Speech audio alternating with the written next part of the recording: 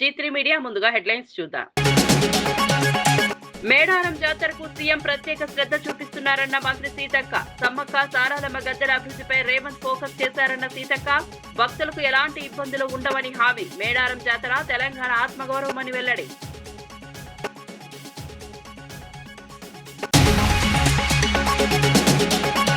మహిళలు ఉద్యోగాలిచ్చే స్థాయికి ఎదగాలన్న మంత్రి అనిత. మహిళా భద్రతా ఉపాధిపై ప్రత్యేక దృష్టి పెడతామని వెల్లడి. నైపుణ్యాలతో మహిళల నాయకత్వానికి అనిత పిలుపు. మహిళల అభివృద్ధే సమాజ అభివృద్ధి అన్న అనిత.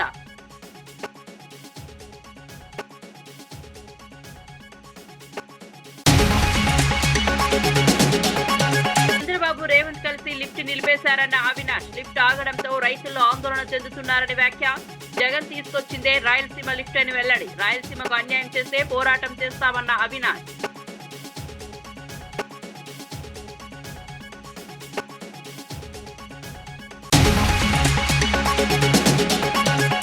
రాయలసీమ లిఫ్ట్ నిలిచిపోవడానికి జగన్ కారణమన్న సవిత. అనుమతులు నిధులు లేకనే పనులు ఆగాయని వ్యాఖ్య. రాయలసీమ అభివృద్ధికి ప్రభుత్వం కట్టుబడి ఉందని వెల్లడి. రాజకీయ ఆరోపణలతో ప్రజలను మభ్యపెట్టవద్దని వ్యాఖ్య.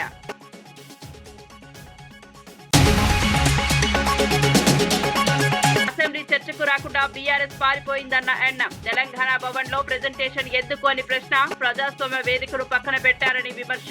బీఆర్ఎస్ నాయకులను ప్రజలు గమనిస్తున్నారని వ్యాఖ్య.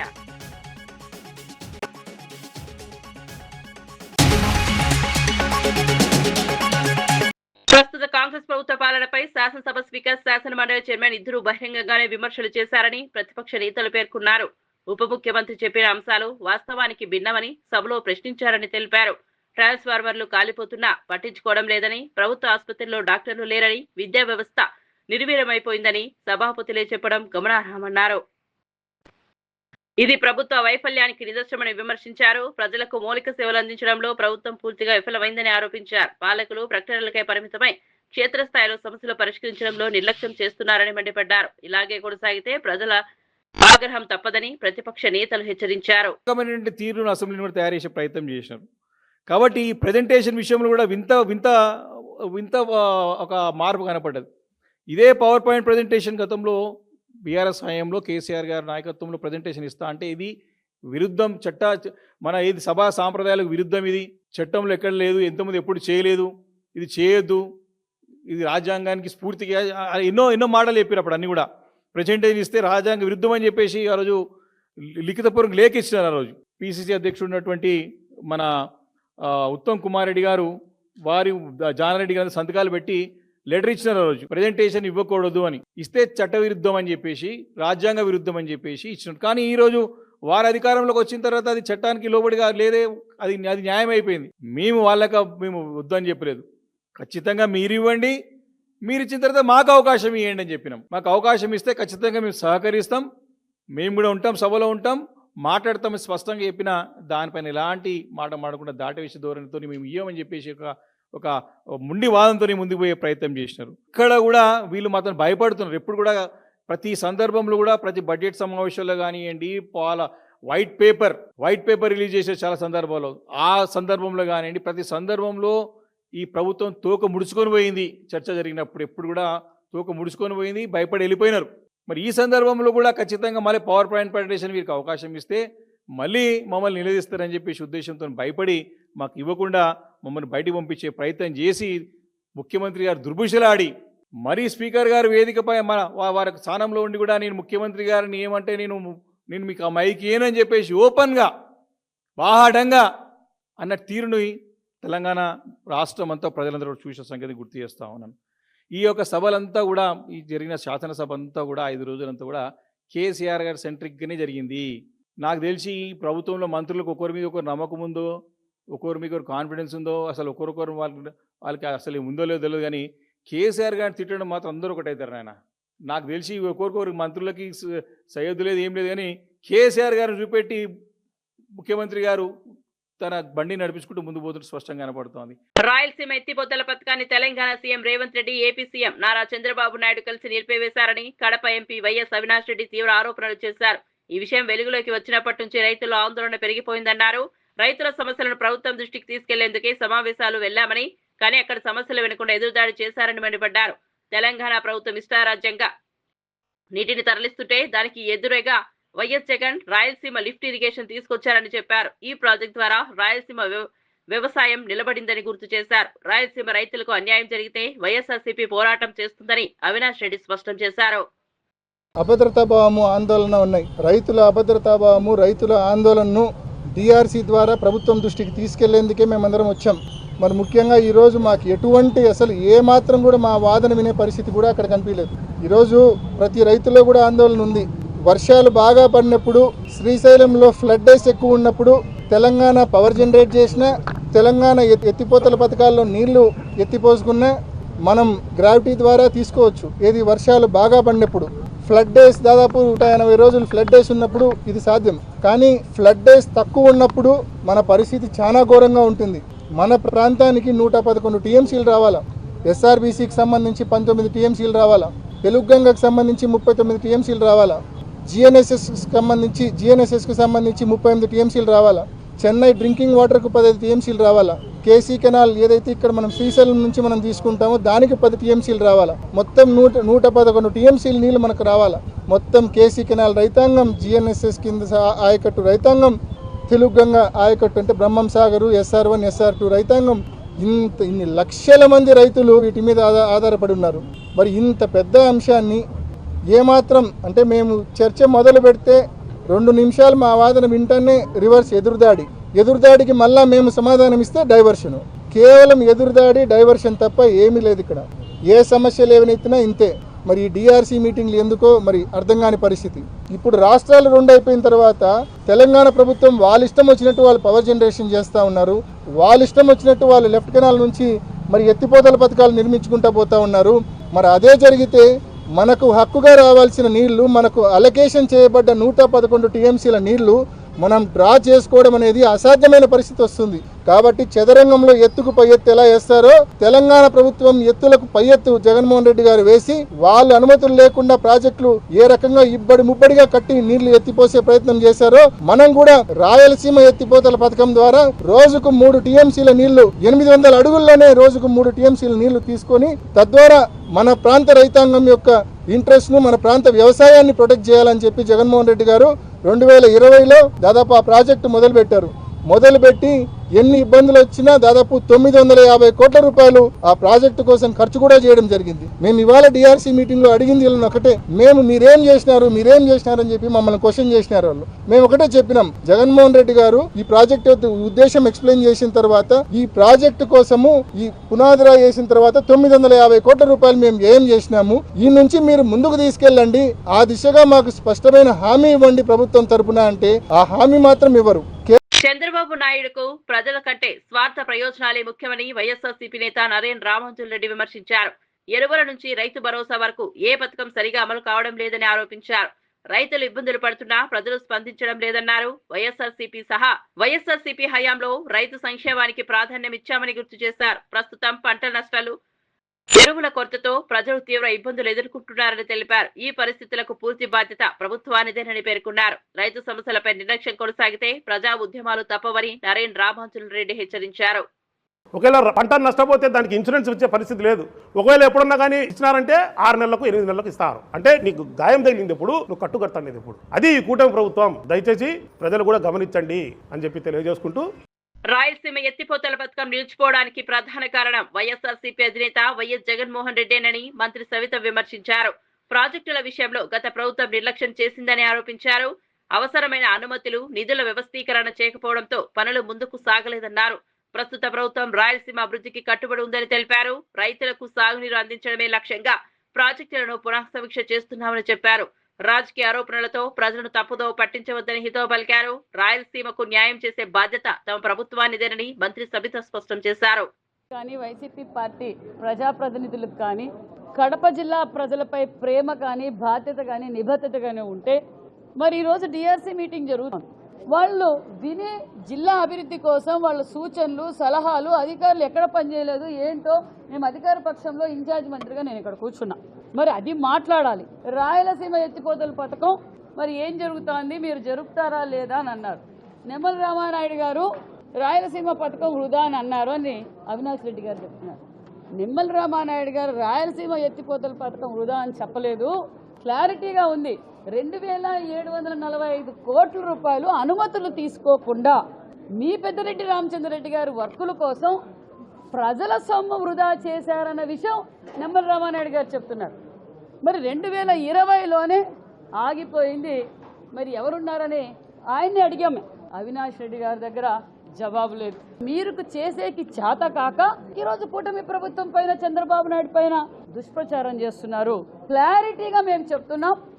అవినాష్ రెడ్డి గారు మీరు ఎన్ని బెదిరించినా, జగన్మోహన్ రెడ్డి గారు కాంట్రాక్టర్లు బెదిరించినా, మరి పోలీస్ డిపార్ట్మెంట్ బెదిరించినా, రెవెన్యూ డిపార్ట్మెంట్ బెదిరించినా, లెటర్లు రాసి ఆంధ్ర రాష్ట్రానికి నిధులు ఇవ్వద్దని చెప్పినా ఆంధ్రప్రదేశ్ అభివృద్ధిలో ఆగదన్న విషయం కూడా మీకు తెలియజేస్తున్నాం. కోనసీమ జిల్లా ఇరుసు మండలంలో జరిగిన ఓఎన్జీసీ బ్లో అవుట్ ఘటనపై కలెక్టర్ మహేష్ కుమార్ తాజా సమాచారం ఇచ్చారు. మొదటి రోజుతో పోలిస్తే మంటల తీవ్రత కొంతమేర తగ్గిందని తెలిపారు. పరిస్థితిని నిరంతరం పర్యవేక్షిస్తున్నామని, అగ్నిమాపక చర్యలు కొనసాగుతాయని చెప్పారు. ఇప్పటి వరకు ప్రాణ నష్టం జరగలేదని స్పష్టం చేశారు. స్థానిక ప్రజలను సురక్షిత ప్రాంతాలకు తరలించి అవసరమైన సహాయం అందిస్తున్నామని తెలిపారు. నిపుణుల సహకారంతో పరిస్థితిని పూర్తిగా నియంత్రణలోనికి తీసుకొచ్చే ప్రయత్నం జరుగుతోందన్నారు. ప్రజలు భయాందోళనకు గురి కాకుండా అధికారుల సూచనలు పాటించాలని కలెక్టర్ మహేష్ కుమార్ విజ్ఞప్తి చేశారు. సో ఆల్రెడీ బ్రీఫ్ చేశాము రిగార్డింగ్ ద ఇష్యూ, అందరికీ తెలుసు. ఎస్టర్డే ఈవినింగ్ కి everything was controlled. 4 villages effect అయ్యాయి. ఆ 4 విలేజెస్ లో ఉన్న ప్రజలందరికీ కూడా they have gone back to their homes and normalcy restore అయింది. ఆ లోకల్ పబ్లిక్ అందరికి కూడా మాట్లాడడం జరిగింది. రైట్ నో అయితే there is no issue. Peaceful గా అక్కడ ఉండొచ్చు అని చెప్పేసి కన్ఫర్మేషన్ ఇవ్వడం జరిగింది. అక్కడ ఎన్ని కొబ్బరి చెట్లు ఎగ్జాక్ట్ నెంబర్స్ లో పాడైపోయాయి, ఎన్ని ఎకరాల్లో పాడైపోయింది, సో అక్కడ రీస్టోరేషన్ డ్యామేజెస్ ఏమేమి జరిగాయి, ఏమేమి రోడ్లు వేసాము, ఎక్కడి నుంచి వాటర్ కలెక్ట్ చేస్తున్నాము, సో అవన్నీ కూడా ఎన్యూమరేషన్ జరుగుతుందండి right now. So from the ONGC authorities చెప్పడం ఏంటంటే right now everything is under control. So వాళ్ళు ఆల్మోస్ట్ 4 to 5 పంప్స్ ఆపరేట్ చేసి అక్కడ టెంపరేచర్స్ అన్ని రెడ్యూస్ చేసి ఆ వెల్ కి 10 to 15 మీటర్స్ రేడియస్ లో ఇప్పుడు వాళ్ళ టీమ్స్ వర్క్ చేస్తున్నారు. సజ్ దట్ ఏదన్నా డెఫిషియన్సీస్ ఉన్నాయా, హౌ డిడ్ ఇట్ హ్యాపెన్ అనేది క్వైరీ. ఈ నెల 18, 19 తేదీల్లో మేడారంలో ముఖ్యమంత్రి రేవంత్ రెడ్డి పర్యటన జరగనున్నట్లు మంత్రి సీతక్క వెల్లడించారు. సమ్మక్క సారాలమ్మ గద్దెల పునరుద్ధరణకు సీఎం ప్రత్యేక శ్రద్ధ చూపుతున్నారని తెలిపారు. సమ్మక్క సారాలమ్మ కేవలం ఆదివాసులకే కాదు కోట్లాది మంది భక్తులకు కొంగు బంగారమని పేర్కొన్నారు. జాతర ఏర్పాట్లన్నీ సమన్వయంతో భక్తులకు ఎలాంటి ఇబ్బందులు లేకుండా పూర్తి చేస్తున్నామని చెప్పారు. అధికారులు, ప్రజాప్రతినిధులు, స్థానికులు అందరూ సహకరించడంతో జాతర విజయవంతంగా ముందుకెళ్తోందని తెలిపారు. భక్తుల భద్రత, మౌలిక సదుపాయాల కల్పనకు ప్రభుత్వం ప్రాధాన్యం ఇస్తోందని స్పష్టం చేశారు. మేడారం జాతర తెలంగాణ సంస్కృతి, విశ్వాసాలకు ప్రతీకగా నిలుస్తుందని మంత్రి సీతక్క పేర్కొన్నారు. మరి జాతరతో పాటు ఇప్పుడు మనం ఎంచుకున్నది గద్దెల పునరుద్ధరణ, ఆలయ ప్రాంగణ పునరుద్ధరణ. సో ఈ పనులు కూడా ఇప్పుడే ఉండడంతో వాటికి కూడా ప్రత్యేకంగా నిధులు ఇచ్చి ముఖ్యమంత్రి గారు ప్రత్యేకంగా ఇక్కడికి వచ్చి మరి మాస్టర్ ప్లాన్ ఓపెన్ చేసి మళ్ళీ తర్వాత ఎప్పటికప్పుడు హైదరాబాద్ నుంచి కూడా వారు మానిటరింగ్ చేయడం, మరి గుడి నిర్మాణానికి సంబంధించినటువంటి యుద్ధ ప్రాతిపదికన పనులు చేపట్టడానికి మా ఇన్ఛార్జ్ మినిస్టర్ సీనన్న గారికి కూడా బాధ్యతలు ఇవ్వడం, వారు కూడా చక్కచక్క వారి బాధ్యతలన్నీ కూడా నిర్వర్తిస్తూ మరి 18వ తారీఖు నాడు మరి నూతనంగా ఏదైతే నిర్మాణం చేపట్టినామో ఆ యొక్క ప్రాంగణము పునరుద్ధరణ ఓపెనింగ్ కార్యక్రమానికి 18వ నాడు సాయంత్రం ముఖ్యమంత్రి గారు వస్తున్నారు. అక్కడే బస చేస్తారు మేడారంలో. కాబట్టి మిమ్మల్ని మన ప్రజలందరినీ కూడా ఆహ్వానిస్తా ఉన్నాం. అదేవిధంగా 19వ తారీఖు నాడు ఉదయమే మరి 7-8 గంటల మధ్యనే ముహూర్తానికి మరి గుడిని కూడా ప్రారంభించడం జరుగుతుంది ముఖ్యమంత్రి గారి చేతుల మీదుగా. అందుకనే రాష్ట్రంలో ఉన్నటువంటి అధికారులకు, ప్రజాప్రతినిధులకు, ప్రజలకు ఈ సందర్భంగా మీడియా ద్వారా తెలియజేస్తా ఉన్నాం. రాహుల్ గాంధీ త్యాగాల కుటుంబానికి చెందిన నాయకుడని, ఆయనపై అనుచిత భాష వాడడం సరికాదని మంత్రి పొన్నం ప్రభాకర్ మండిపడ్డారు. వరుస ఎన్నికల ఓటములతో కేటీఆర్ అసహనం పరాకాష్ఠకు చేరిందని వ్యాఖ్యానించారు. రాజకీయాల్లో విమర్శలు, ప్రతి విమర్శలు సహజమే అయినా దిగజారుడు మాటలు ఉపయోగించడం తగదన్నారు. రాహుల్ గాంధీపై ఇలాంటి వ్యాఖ్యలు చేయడం వల్ల కేటీఆర్ గొప్పవాడు కాలేడని స్పష్టం చేశారు. ప్రజాస్వామ్యంలో భాషకు, ప్రవర్తనకు హద్దులు ఉంటాయని గుర్తు చేశారు. నాయకులు బాధ్యతాయుతంగా మాట్లాడాలని, ప్రజల్లో చిచ్చు పెట్టే వ్యాఖ్యలు మానుకోవాలని పొన్నం ప్రభాకర్ సూచించారు. కుటుంబం త్యాగాల కుటుంబం. ఈ దేశ స్వతంత్రం కోసము, తదనంతరం దేశం కోసం, ఐక్యత కోసం ప్రాణాలు అర్పించిన కుటుంబం. రాహుల్ గాంధీ గారి మనసుకు సంబంధించిన విషయంలో ఇటువంటి భాష వాడి గొప్పవాడివి కావు, నీ యొక్క గౌరవాన్ని పోగొట్టుకుంటున్నావు కేటీఆర్ గారు. రాహుల్ గాంధీ గారిని ఈ విధంగా విమర్శించడం మానుకో. రాజకీయాల్లో విమర్శలు ప్రతి విమర్శలు ఉంటాయి, కానీ ఈ విధంగా భాషను ఉపయోగించుకొని మీ యొక్క అసహనాన్ని, మీకు ఉండబడేటువంటి ఫ్రస్ట్రేషన్ను చూపించే ప్రయత్నం చేస్తారు. ఇది మంచిది కాదు. జాగ్రత్త. రాహుల్ గాంధీ గారిని మరొకసారి ఈ విధంగా వ్యవహరించినట్టయితే తప్పకుండా ఇప్పటికే ప్రజలు అనేక సందర్భాల్లో బుద్ధి చెప్పారు, మళ్ళా ప్రజాస్వామ్యం ద్వారా అనేక సందర్భాల్లో బుద్ధి చెప్పడానికి సిద్ధంగా ఉంటారు. మంచిది కాదు కేటీఆర్ గారని హెచ్చరిక చేస్తా ఉన్నాం. మహిళలు ఉద్యోగాలు కోరుకునే స్థాయి నుంచి ఉద్యోగాలు ఇచ్చే స్థాయికి ఎదగాలని హోంమంత్రి వంగల్పూడి అనిత పిలుపునిచ్చారు. మహిళలు, విద్యార్థులను ధైర్యంగా ముందుకు సాగాలని సూచించారు. ప్రభుత్వం మహిళా భద్రత, విద్య, ఉపాధి అవకాశాలపై ప్రత్యేక దృష్టి పెట్టిందని తెలిపారు. మహిళలు స్వయం ఆధారితంగా మారైతే కుటుంబాలు, సమాజం బలపడతాయని చెప్పారు. చదువు, నైపుణ్యాభివృద్ధి ద్వారా మహిళలు నాయకత్వ స్థానాలకు చేరాలని ఆకాంక్షించారు. మహిళలపై నేరాలను అరికట్టేందుకు కఠిన చర్యలు తీసుకుంటున్నామని, చట్టపరమైన రక్షణ కల్పిస్తున్నామని పేర్కొన్నారు. అవకాశాలను సద్వినియోగం చేసుకుని మహిళలు తమ సామర్థ్యాన్ని నిరూపించుకోవాలని హోంమంత్రి అనిత సూచించారు. ఉద్యోగం చేయాలి అనుకుంటాం, కానీ నేను చెప్పేది ఏంటంటే ఉద్యోగాలు ఇచ్చే పొజిషన్కి ఈరోజు మహిళలు రావాలి అన్నది ఈ తరుణి తరంగాల తాలూకా ఒక థీమ్ కింద మనం అందరం కూడా పెట్టుకునే పరిస్థితి రావాలి. ఎందుకంటే అవకాశాలు ఉన్నాయి. మహిళా క్రికెట్ చూసే వాళ్ళే ఉండేవారు కాదు. అటువంటి సిచ్యువేషన్ నుంచి ప్రపంచం మొత్తం ఒక్కసారి మహిళా క్రికెట్ వైపు చూసి, దట్టు ఇండియా వైపు చూసి, ఆఖరికి మన ఆంధ్రప్రదేశ్ వైపు కూడా చూసే పరిస్థితిలో ఒక ఆడపిల్ల తీసుకొచ్చింది. ఆ సెల్ఫ్ రెస్పెక్ట్, నెక్స్ట్ మన మీద మనకున్న గౌరవం, మన మీద మనకున్న ఇష్టం, మన మీద మనకున్న ప్రేమ, అదే రేపు పొద్దున మిమ్మల్ని నడిపించేది. అంతే తప్పించి ఎవరి గురించో మనం చేస్తే అక్కడతో కట్ అవుతుంది. వాళ్ళు కనుక నో అన్నారంటే అక్కడతో కట్ అవుతుంది. ఇప్పుడు సక్సెస్ అయిన వాళ్ళందరూ కూడా అదే తెలుసు. కొత్త పెన్షన్ల మంజూరుపై వచ్చిన ప్రశ్నకు మంత్రి నారా లోకేష్ స్పందించారు. 18 నెలలు గడిచినా ఒక కొత్త పెన్షన్ ఇవ్వలేకపోయారన్న ప్రశ్నకు ఇది ఒక ప్రక్రియ అని తెలిపారు. అందరికీ ఒకేసారి పెన్షన్లు ఇవ్వాలంటే ప్రభుత్వానికి ఆర్థిక పరిమితులు ఉన్నాయని చెప్పారు. రాష్ట్ర ఆర్థిక పరిస్థితిని బేరేజు వేసుకుని దశల వారీగా నిర్ణయాలు తీసుకుంటామని స్పష్టం చేశారు. గతంలో జరిగిన అవకతవకలను సరిదిద్దుకుంటూ అర్హులైన వారందరికీ న్యాయం చేసేలా చర్యలు చేపడతామని తెలిపారు. ప్రభుత్వం బాధ్యతగా వ్యవహరిస్తోందని, తక్షణ నిర్ణయాల కంటే స్థిరమైన వ్యవస్థ ఏర్పాటే లక్ష్యమన్నారు. పెన్షన్ల విషయంలో రాజకీయ ఆరోపణలకు తావు లేదని, వాస్తవ పరిస్థితిని ప్రజలు అర్థం చేసుకోవాలని లోకేష్ సూచించారు. 15,000 రూపాయలు ఇస్తున్నాం. భారతదేశంలో ఏ రాష్ట్రంలో ఇవ్వని విధంగా మేము అందిస్తున్నాం తల్లి. అర్హులందరికీ ఒక పద్ధతి ప్రకారం పెన్షన్స్ అమ్మా, it is a process. You need to allow me to do my process. అంతేగాని అందరికి ఒకే తోరు చేయాలంటే కూడా మాకు కూడా ఆర్థిక కష్టాలు ఉన్నాయి. మేము అన్ని బేరీ చేసుకుని చేయాలమ్మా. We will do it. Thank you. One second అమ్మా, వన్ సెకండ్. చంద్రబాబు ప్రభుత్వం గాయమైన తరువాత చాలా ఆలస్యంగా కట్టుతున్నట్టుగా వ్యవహరిస్తోందని వైఎస్ఆర్సీపీ నేత నరేన్ రామోజులరెడ్డి విమర్శించారు. ఎప్పుడో ఉల్లి రైతులు నష్టపోతే ఇప్పుడు చెక్కులు పంపిణీ చేస్తున్నారని అన్నారు. ఆగస్టులో పంట నష్టం జరిగితే జనవరిలో పరిహారం ఇవ్వడం ప్రభుత్వ నిర్లక్ష్యానికి నిదర్శనమన్నారు. వైఎస్ఆర్సీపీ హయాంలో 21 రోజుల్లోనే రైతులకు పరిహారం అందించామని గుర్తు చేశారు. పంట బీమా ప్రీమియంను కూడా చంద్రబాబు ప్రభుత్వం చెల్లించలేదని ఆరోపించారు. రైతుల సమస్యలను పట్టించుకోని ప్రభుత్వానికి తమ పార్టీ ఆందోళనల ద్వారా కనువిప్పు కలిగించిందన్నారు. రైతు సంక్షేమం పేరుతో ఈ ప్రభుత్వం విఫలమైందని నరేన్ రామోజులరెడ్డి వ్యాఖ్యానించారు. పంటేమో బ్రహ్మాండంగా వచ్చింది, ధర ఏమో లేకుండా పోయింది. రాష్ట్ర ప్రభుత్వం ఆదుకోవాల్సిన రాష్ట్ర ప్రభుత్వం, లేకపోతే మినిమం సపోర్ట్ ప్రైస్ అనేది ప్రకటించాల్సినటువంటి రాష్ట్ర ప్రభుత్వం ఏవి ప్రకటించుకోకుండా గమ్మన ఉండడంతో జగన్మోహన్ రెడ్డి గారు వైఎస్ఆర్సీపీ పార్టీ అధ్యక్షుల వారి నిర్ణయంతో వైఎస్ఆర్సీపీ పార్టీ పూర్తిగా అంటే గ్రామ స్థాయి నుంచి, మండల స్థాయి నుంచి, జిల్లా స్థాయి, నియోజకవర్గ స్థాయి అట్లా రాష్ట్ర స్థాయిలో ఎన్నో నిరసన కార్యక్రమాలు చేయడం ద్వారా కుంభకర్ణుల మాదిరి కూటమి ప్రభుత్వం పడుకొని ఉంటే వారికి కనువిప్పుగా, లేకపోతే వారికి నిద్ర లేపే కార్యక్రమం చేయడం జరిగింది. ఎక్కడ కూడా చంద్రబాబు నాయుడు గారు ఒక ప్రెస్ మీట్లో కేవలం కర్నూలులో ఉల్లి రైతులకు మాత్రమే వాళ్ళకు 1200 మన క్వింటాలకు 1200తో కొంటామని చెప్పారు, కానీ కడప జిల్లా గురించి ఊసే లేదు. కడప జిల్లాకు కూడా దాంట్లో జాయిన్ చేయాలి, ఎందుకంటే ఇక్కడ పెద్ద ఎత్తున రైతులు నష్టపోయారు, ఉల్లి రైతులు అని చెప్పేసి సెప్టెంబర్ 9వ తారీఖున ర్యాలీ కార్యక్రమాలు కావచ్చు, అక్టోబర్ 10వ తారీఖున కలెక్టర్ గారికి కలిసి నివేదించడం తర్వాత రాష్ట్ర ప్రభుత్వానికి పంపించడం జరిగింది. కడపలో కూడా చాలా వరకు రైతులు నష్టపోయారు అని చెప్పేసి మన కూటమి ప్రభుత్వం నిద్రలేచి వీరికి కూడా డబ్బులు ఇస్తాము, అంటే కడప రైతులకు కూడా డబ్బులు ఇస్తాము అని చెప్పేసి అప్పుడు చెప్పడం జరిగింది.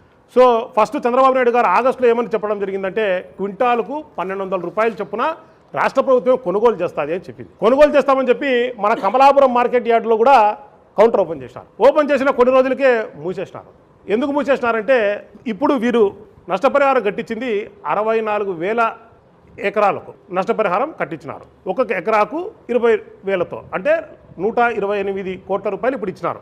సో మామూలుగా అట్లా తీసుకున్నా కానీ 1,200 ఒక్కొక్క క్వింటాలకు ఇస్తారంటే 64,000 ఎకరాలకు ఒకవేళ ఆ డబ్బుతో కన్నా వాళ్ళు చెల్లించింటే దగ్గర దగ్గర 600 కోట్ల రూపాయలు రాష్ట్ర ప్రభుత్వం ఇవ్వాల్సిన పరిస్థితి. 600 కోట్లు ఇవ్వాల్సి వస్తుందని చెప్పేసి అప్పుడు దాని కౌంటర్లన్నీ చుట్టేసేసి హెక్టార్కు 50,000 ఇస్తాం అంటే ఎకరాకు 20,000 ఇస్తామని చెప్పేసి చెప్పడం జరిగింది. సరే ఎప్పుడన్నా కానీ మనకి ఎవరికైనా కానీ దెబ్బ తగిలితే ఇమీడియట్గా దానికి మందు పూస్తే కనీసం ఎంతో కొంత ఉపశమనం కలుగుతుంది ఆ దెబ్బ తగిలిన వ్యక్తికి. పంట నష్టమేమో జరిగింది ఆగస్టులో, డబ్బు ఇచ్చిందేమో చూస్తే జనవరిలో. అది కూడా కొద్దిమంది రైతులకే డబ్బులు చెల్లించడం జరిగింది. ఇంకొక విషయం ఏమిటంటే గతంలో ఇదే 2022-23 సీజన్లో ఖరీఫ్ సీజన్లో మన సేమ్ ఉల్లి పంట నష్టం జరిగితే అదే వియ్యనపల్లిలో 21 రోజులలో 4 కోట్ల పైచీలకు డబ్బులు ఒక వియ్యనపల్లి మండలానికే తెచ్చిచ్చినారు. ఇంకొకటి ఏమిటంటే జూన్లో వేసిన వాళ్ళకి మాత్రమే డబ్బులు ఇవ్వడం జరిగింది. అంటే జూన్లో ఉల్లి పంట సాగు చేసిన వారికి మాత్రమే డబ్బులు ఇవ్వడం జరిగింది.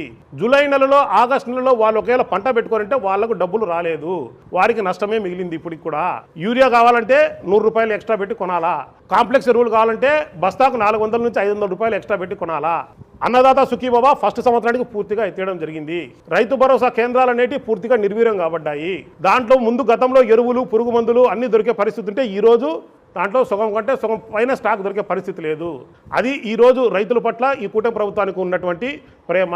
మరి నిన్న మంత్రి గారు అంటున్నారు ఈయన రైతు పక్షపాత ప్రభుత్వం అని చెప్పి. రైతు పక్షపాత అయితే మరి ఎన్ని పట్టించుకోకుండా ఏ రకంగా కూటమి ప్రభుత్వం పాలన చేస్తుందో దయచేసి రైతులు కూడా ఒకసారి ఆలోచన చేయాలా. ప్రధానమంత్రి ఫసల్ బీమా యోజన ఈ పథకం కింద ఇది 2016 ఫిబ్రవరి 18వ తారీఖున కేంద్ర ప్రభుత్వం నరేంద్ర మోడీ గారు ఈ పథకాన్ని లాంచ్ చేయడం జరిగింది. ఈ పథకం ఒక ముఖ్య ఉద్దేశం నీళ్ల విషయంలో తెలంగాణకు సీఎం అన్యాయం చేస్తున్నారంటూ అసెంబ్లీ సమావేశాలు పెట్టాలని డిమాండ్ చేసిన బీఆర్ఎస్ సమావేశాలు పెట్టిన తర్వాత చర్చకు రాకుండా పారిపోయిందని ఎమ్మెల్యే ఎన్ఎం శ్రీనివాసరెడ్డి విమర్శించారు. అసెంబ్లీలో చర్చకు రాకుండా తెలంగాణ భవన్లో ప్రెజెంటేషన్ ఇవ్వడం ఏంటని ప్రశ్నించారు. ప్రజాస్వామ్య వేదిక అయిన అసెంబ్లీని పక్కన పెట్టి ఇలా వ్యవహరించడం బాధ్యత రాహిత్యమన్నారు. నీటి సమస్యలపై నిజంగా చిత్తశుద్ధి ఉంటే సభలో చర్చకు రావాలని సూచించారు. బీఆర్ఎస్ తీరును ప్రజలు గమనిస్తున్నారని, ఇటువంటి రాజకీయాలు ఎక్కువ కాలం నడవవని ఎన్ఎం శ్రీనివాసరెడ్డి వ్యాఖ్యానించారు. అర్హత లేదు ఆ స్థానానికి అని చెప్పి తెలంగాణ ప్రజలు అనుకుంటా ఉన్నారు. వాళ్ళే ఛాలెంజ్ చేస్తారు. కేసీఆర్ గారు 2 సంవత్సరాల తర్వాత బయటికి వచ్చి తేల్చుకుందామంటారు, లెక్కలు చూద్దామంటారు. నీళ్ళ దోపిడీ జరిగింది, దాంట్లో గవర్నమెంట్ పాత్ర ఉంది, రేవంత్ రెడ్డి గారు ఏం పనిచేస్తలేరు అని అంటారు. తీరా మొత్తం కూడా సభలో రుజువులతో సహా పెట్టడానికి అధికార పక్షం నిర్ణయించుకుంటే సభలో మాట్లాడకుండా పోయి భవనంలో పవర్ పాయింట్ ప్రజెంటేషన్ చేస్తూ అంటారు. ఇదెక్కడి అన్యాయం, ఇదెక్కడి విపరీతమైన ఆలోచన పద్ధతి మాకైతే అర్థం కావట్లే. వార్తలు ముగించే ముందు ముఖ్యాంశాలు మరోసారి. మేడారం జాతరకు సీఎం ప్రత్యేక శ్రద్ధ చూపిస్తున్నారన్న మంత్రి సీతక్క. సమ్మక్క సారాలమ్మ గద్దెల అభివృద్ధిపై రేవంత్ ఫోకస్ చేశారన్న సీతక్క. భక్తులకు ఎలాంటి ఇబ్బందులు ఉండవని హామీ. మేడారం జాతర తెలంగాణ ఆత్మగౌరవమని వెల్లడి.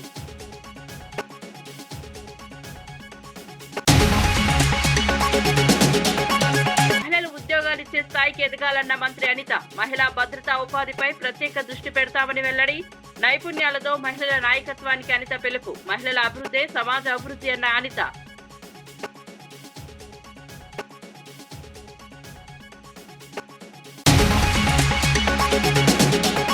చంద్రబాబు రేవంత్ కలిసి లిఫ్ట్ నిలిపేశారన్న అవినాష్. లిఫ్ట్ ఆగడంతో రైతుల్లో ఆందోళన చెందుతున్నారని వ్యాఖ్య.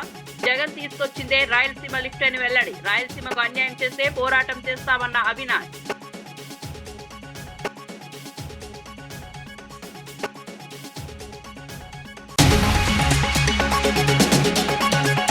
రాయలసీమ లిఫ్ట్ నిలిచిపోవడానికి జగన్ కారణమన్న సవిత. అనుమతులు నిధులు లేకనే పనులు ఆగాయని వ్యాఖ్య. రాయలసీమ అభివృద్ధికి ప్రభుత్వం కట్టుబడి ఉందని వెల్లడి. రాజకీయ ఆరోపణలతో ప్రజలను మభ్యపెట్టవద్దని వ్యాఖ్య.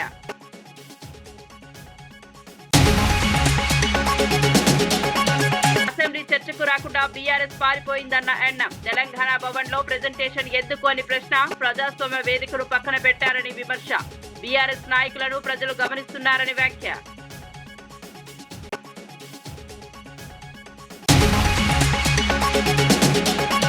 ఇవి నాటి వార్తా విశేషాలు. మరో బులెటిన్ లో మళ్ళీ కలుద్దాం. నమస్కారం.